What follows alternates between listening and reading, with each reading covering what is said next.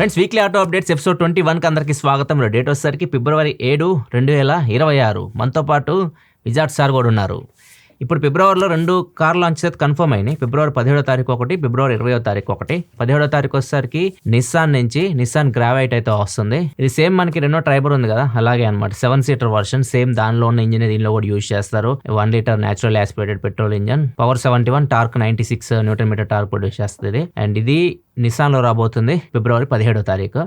And next ఇంకొకటి వచ్చేసరికి Tata punch EV next generation అయితే వస్తుంది. February 20వ తారీఖు లాంచ్ అయిపోతున్నారు. అండ్ దీనిలో మోస్ట్లీ ఇంటీరియర్ చేంజెస్ అయితే ఎక్కువ చూస్తాం మనం. అండ్ బ్యాటరీ కూడా కెపాసిటీ పెంచవచ్చు. ఇంకా ఎగ్జాక్ట్గా లీక్స్ బయటికి రాలేదు ఏ బ్యాటరీ కెపాసిటీస్తో వస్తుందో. ప్రజెంట్ అయితే మాత్రం టాప్ వచ్చేసరికి 35 kWh బ్యాటరీ ప్యాక్ ఉంటుంది టాటా పంచ్ ఈవీలో. ఇంకా దానికన్నా ఎక్కువ పెంచితే రేంజ్ కూడా పెరుగుతుంది. చూద్దాం, దీని గురించి కంప్లీట్ డీటెయిల్స్ మనకి February 20వ తారీఖు అయితే తెలుస్తాయి. నెక్స్ట్ చైనాలో ఫ్లష్ డోర్ హ్యాండిల్స్ ని అఫీషియల్ గా బ్యాన్ చేసేసారు. January 2027 నుంచి ఏ కార్ కి ఫ్లష్ డోర్ హ్యాండిల్స్ అయితే ఉండకూడదు. సో ఇవి చాలా ప్రాబ్లమ్స్ క్రియేట్ చేస్తున్నాయి వాళ్ళ దగ్గర. ఎక్కడైనా యాక్సిడెంట్ అయిందనుకోండి, ఫైర్ క్యాచ్ అయిందనుకోండి, బయటికి రావడం కష్టం అయిపోతుంది.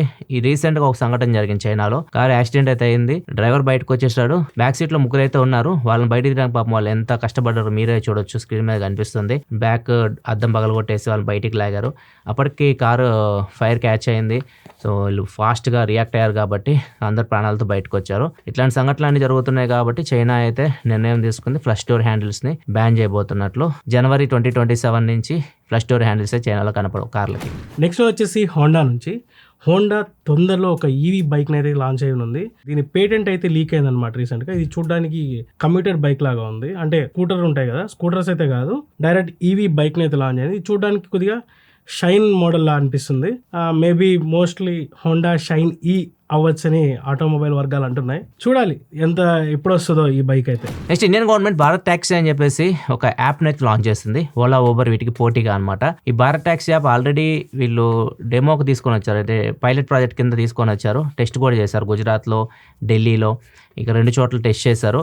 దగ్గర 10,000 మంది రైడ్స్ బుక్ చేసుకున్నారు. 10,000 రైడ్స్ కంప్లీట్ చేశారు. మొత్తం యాప్లో వచ్చేసరికి 1,00,000 మంది దాకా రిజిస్టర్ అయ్యారు. డ్రైవర్స్ వచ్చేసరికి 3,00,000 మంది దాకా రిజిస్టర్ అయ్యారు. రైడ్స్ కంప్లీట్ చేసింది మాత్రం 10,000 రైడ్స్.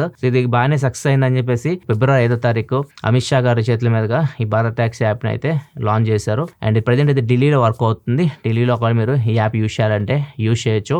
ఈ యాప్ వల్ల అడ్వాంటేజ్ ఏంటంటే ఎవరైతే డ్రైవర్స్ ఉన్నారో వాళ్ళకి ఎక్కువ కమిషన్ అయితే వెళ్తుంది. జస్ట్ డ్రైవర్స్ రోజుకి 30 రూపాయలు చెల్లిస్తే చాలు యాప్కి. మిగతా ఎంత వచ్చినా కానీ వాళ్ళే ఉంచుకోవచ్చు. అండ్ ఇంకొకటి ఏంటంటే పోలీసులతో డైరెక్ట్ వీళ్ళు కోఆర్డినేట్ అవుతున్నారు. ఏదైనా ఎమర్జెన్సీ సిచ్యువేషన్ ఉంది, ఎమర్జెన్సీగా మీరు కాల్ చేయాలనుకుంటే డైరెక్ట్ దగ్గరలో ఉన్న పోలీస్ స్టేషన్కి కాల్ అయితే వెళ్ళిపోతుంది. SOS బటన్ ఇస్తారు, దాంట్లో దాని మీద క్లిక్ చేస్తే. సో ఇట్లా కొన్ని సేఫ్టీ పరంగా కూడా తీసుకుంటున్నారు జాగ్రత్తలు. ఈ యాప్ ప్రజెంట్ ఢిల్లీలో తీసుకొచ్చారు. తొందరలోనే నాకు తెలిసి అన్ని రాష్ట్రాలకైతే తీసుకురావచ్చు. ముఖ్యంగా ఫస్ట్ సిటీస్కి తీసుకొని వస్తే తర్వాత మొత్తం ఎక్స్పాండ్ చేయొచ్చు. నెక్స్ట్ Volkswagen నుంచి టైరాన్ ఆర్లైన్ అని చెప్పేసి ఒక కార్ అయితే రాబోతుంది. ఆల్రెడీ దీన్ని ప్రీ బుకింగ్ కూడా స్టార్ట్ చేశారు. 51,000 రూపాయలు పెట్టి ప్రీ బుకింగ్ చేసుకోవచ్చు. మీరు ఎప్పుడు సేల్కి తీసుకొస్తారేమో ఇన్ఫర్మేషన్ లేదు, కానీ కాస్ట్ అయితే ఎక్కువ ఉంటుంది. దీన్ని ప్రీ బుకింగ్ చేసుకోవాలనుకుంటే ఆలోచించండి. దగ్గర 60 లక్షల పైన వెళ్ళిపోవచ్చు. ఇది 7 సీటర్ వర్షన్. అక్కడ మనకి Volkswagen Tiguan ఉంది 5 సీటర్ వర్షన్. ఇప్పుడు దీన్ని 7 సీటర్గా తీసుకొని వస్తున్నారు. అంటే కొడియాక్ ఉంది కదా స్కోడాలో, సేమ్ అలానే అనమాట ఇది. అండ్ దీనిలో కూడా సేమ్ ఇంజన్ ఉంటుంది. Volkswagen స్కోడా రెండిట్లో 2 లీటర్ టర్బో పెట్రోల్ ఇంజన్ ఉంటుంది, TSI ఇంజన్. సేమ్ ఇంజన్ ఉంటుంది.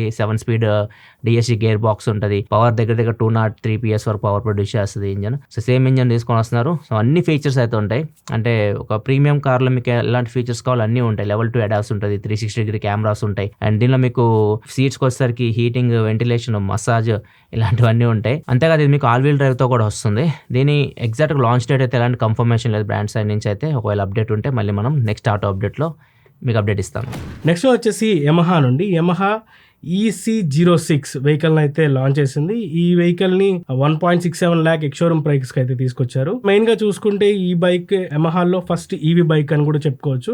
ఇది రివర్ మోటార్స్ అనే బెంగళూరు స్టార్ట్అప్ కంపెనీ. వీళ్ళు కూడా ఈవీ బైక్స్ అయితే తయారు చేస్తూ ఉంటారు. మన ఛానల్లో కూడా వీడియో ఉంటుంది, ఒకసారి చెక్ చేయండి. రివర్ ఇండి Gen 2 అనేసి. కొద్దిగా లుక్స్ పరంగా కొద్ది చేంజెస్ చేసి అయితే తీసుకొచ్చారు. బ్యాటరీ ప్యాక్ పరంగా రేంజ్ అన్ని చూసుకుంటే సేమే ఉన్నాయి. 4 kW బ్యాటరీ ప్యాక్ అయితే వస్తుంది. 9.1 PS పవర్ అయితే ఉంటుంది. 26 Nm టార్క్ అయితే ఉంటుంది. ఇది క్లెయిమ్డ్ రేంజ్ అయితే 169 చెప్తున్నారు. ఇన్ జనరల్ గా చూసుకుంటే 120 అలా అయితే వస్తుంది. ఇక వారంటీ విషయానికి వస్తే 3 years or 30,000 kilometers standard warranty తీస్తున్నారు.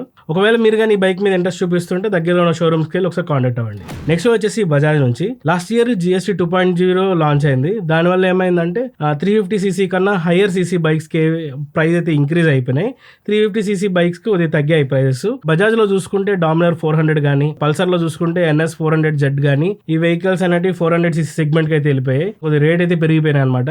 తొందరలో బజాజ్ నుంచి మనం డామినర్ 350 గానీ అండ్ పల్సర్ NS 350 గానీ ఎక్స్పెక్ట్ చేయొచ్చు. ఒక 3 to 4 months లో తీసుకొచ్చే ప్లాన్లు అయితే ఉన్నారు. నెక్స్ట్ రీసెంట్ గా ఉమెన్స్ ప్రీమియర్ లీగ్ జరిగింది కదా, దీనిలో మళ్ళీ RCB అయితే గెలిచింది ఉమెన్స్ టీమ్. దీనిలో భాగంగా బజాజ్ వాళ్ళు టీమ్ మెంబర్స్ అందరికి ఒక్కొక్క బైక్ అయితే గిఫ్ట్ గా అయితే ఇచ్చారు. బైక్ ఏం గిఫ్ట్ ఇచ్చారంటే బజాజ్ చేతక్ C25. ఇది రీసెంట్ గా లాంచ్ చేశారు. బడ్జెట్ బైక్, ఇది EV బైక్. సో దీన్ని అందరు టీమ్ మెంబర్స్ కి అయితే గిఫ్ట్ గా ఇచ్చారు. నెక్స్ట్ వచ్చేసి మహీంద్రా నుండి మహీంద్రా 15,000 crores అయితే పెట్టి మహారాష్ట్రలో నాగ్పూర్లో ఒక కొత్త మ్యానుఫ్యాక్చరింగ్ హబ్ ప్లాంట్ అయితే స్టార్ట్ చేయనున్నారు.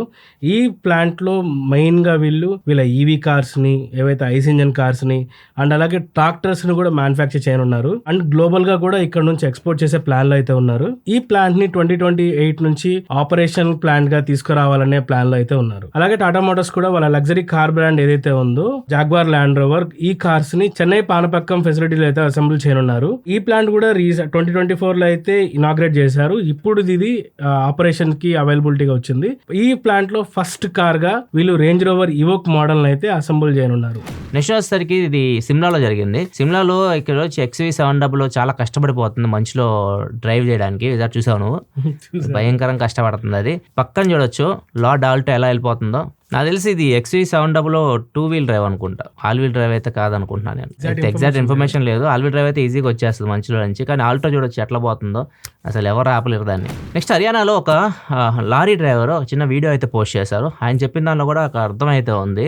చాలా మంది ఏం చేస్తుంటారంటే స్కూటీ వేసుకొని చిన్న చిన్న సందులోంచి వెళ్ళిపోతా ఉంటారు. ఇద్దరు లేడీస్ స్కూటీ వేసుకొని వచ్చారు. వాళ్ళు వీళ్ళ లారీకి ట్రక్ కి మధ్య చిన్న గ్యాప్ అయితే ఉంటుంది. ఆ గ్యాప్ లో నుంచి వెళ్ళిపోవడానికి ట్రై చేస్తా ఉన్నారు. అది వాళ్ళకి బ్లైండ్ స్పాట్ అనమాట. డ్రైవర్ కూర్చునే పొజిషన్ నుంచి అది వాళ్ళు వంగి పైకి లేచి చూస్తే గానీ కింద ఎవరైనా వెళ్తుంటే కనపడరు. వాళ్ళకి చాలా హైట్ లో కూర్చొని ఉంటారు లారీ డ్రైవర్స్. సో వాళ్ళు మధ్యలోకి వచ్చేస్తున్నారు. ఇది బ్లైండ్ స్పాట్, ఇట్లా చేయకండి. మేము పొరపాటున కానీ యాక్సిలరేషన్ ఇచ్చామనుకోండి, కొద్దిగా ముందుకెళ్ళింది అనుకోండి, ప్రమాదాలు జరుగుతాయి. మళ్ళీ మమ్మల్ని అంటారు, మా మీద కేసులు పెడతారు, అందరూ మమ్మల్ని తిడతారని చెప్పేసి వాళ్ళు ఒక వీడియో అయితే పోస్ట్ చేశారు. సో లారీకి ఎప్పుడైనా కానీ ముందుకెళ్ళేటప్పుడు మాత్రం కొద్దిగా జాగ్రత్తగా ఉండండి మధ్యలో దూరేటప్పుడు, ఎందుకంటే వాళ్ళకి కనిపించదు బ్లైండ్ స్పాట్. అది ఇది మైండ్లో పెట్టుకోండి. ఎప్పుడు ఎలా వైజాగ్ ఎట్లాను స్కూటీ వేసుకొని మధ్యలో దూరడం అంటే చాలాసార్లు అయ్యండి. ఇప్పుడు వెళ్తావా ఇప్పుడు ఇంకెళ్ళవా? ఓన్లీ లారీలే కాదు, వైజాగ్ బస్సులు కానీ పెద్ద హైట్లో ట్రక్కులు కానీ ఎట్లాంటివైనా కానీ ఏదైనా పెద్ద వెహికల్స్ ఉన్నప్పుడు మాత్రం వాళ్ళ ముందు నుంచి అయితే మాత్రం దూరడానికి ట్రై చేయకండి.